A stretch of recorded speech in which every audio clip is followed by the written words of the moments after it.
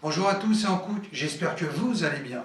Alors aujourd'hui on va parler de la créatine. Bon, la créatine, vous en avez entendu parler, notamment en mal, on en a beaucoup parlé, à la mesure où on disait que c'était un dopant, c'était un stéroïde, mais en fait tout ça c'est complètement faux. Parce que, quand on ne connaît pas un produit, en France on a un protocole qui s'appelle le principe de précaution.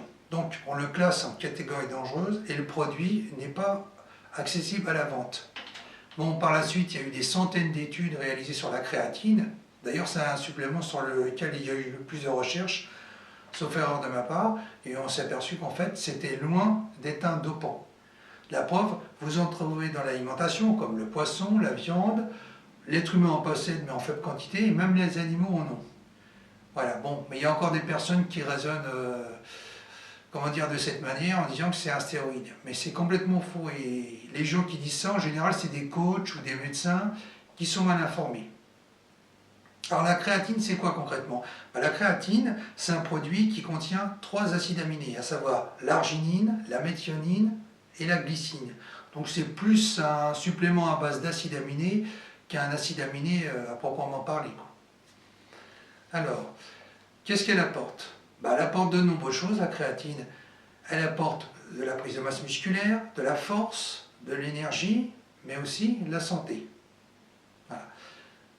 Alors, les dosages, ça va de 2 grammes à 5 grammes, suivant la composition des produits.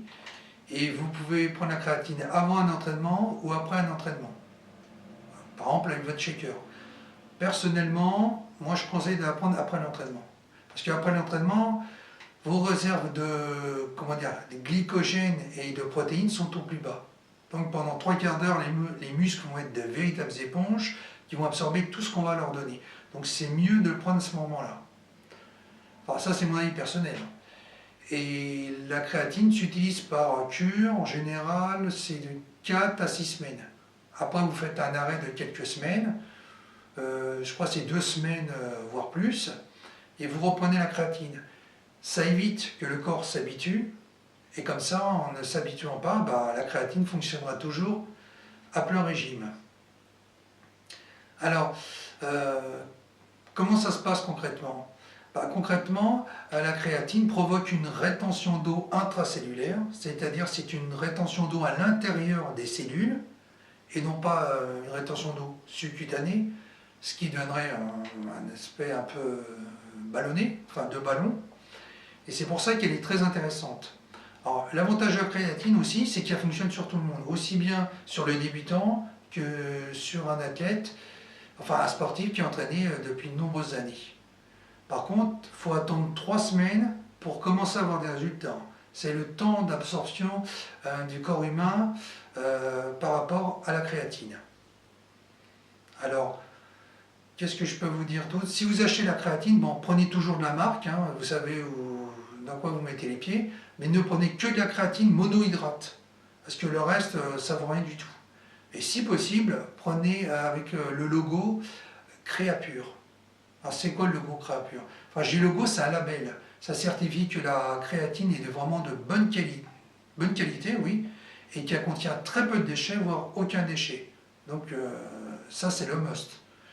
Bon, moi personnellement, j'en commande une sur un site. Ils font même des promotions, 2 pour le prix d'une, pardon, ça c'est très intéressant.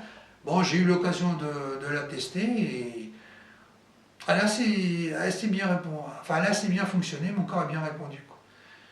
Et moi j'en suis content parce que moi je prenais toutes sortes de compléments alimentaires, en plus d'une bonne alimentation, comme de la whey, des cachets de BCA, de la glutamine. Bon, je ne prenais pas encore de créatine, mais mon corps ne réagissait pas tellement, c'est-à-dire la quantité d'effort n'était pas proportionnelle à la quantité de résultats. Et quand j'ai pris la créatine, et là au bout de 3 semaines, j'ai commencé à voir la différence. Mon corps a commencé à un peu plus s'étoffer sur les groupes musculaires, et là j'ai vu que ça répondait vraiment bien. Donc j'en étais vraiment très satisfait. Parce que la créatine, c'est intéressant pour tout le monde, mais je pense que c'est encore plus intéressant pour les gens qui n'ont pas forcément une bonne génétique. Dans ce cas-là, ça va permettre de donner un second souffle, si je peux dire ça, comment dire, à la masse musculaire qui peut être plus ou moins récalcitrante à se développer, quoi. Parce que le développement est très variable d'un individu à l'autre. Bon, ça c'est génétique, on ne peut rien y faire, quoi. Voilà, je pense que je vous ai tout dit.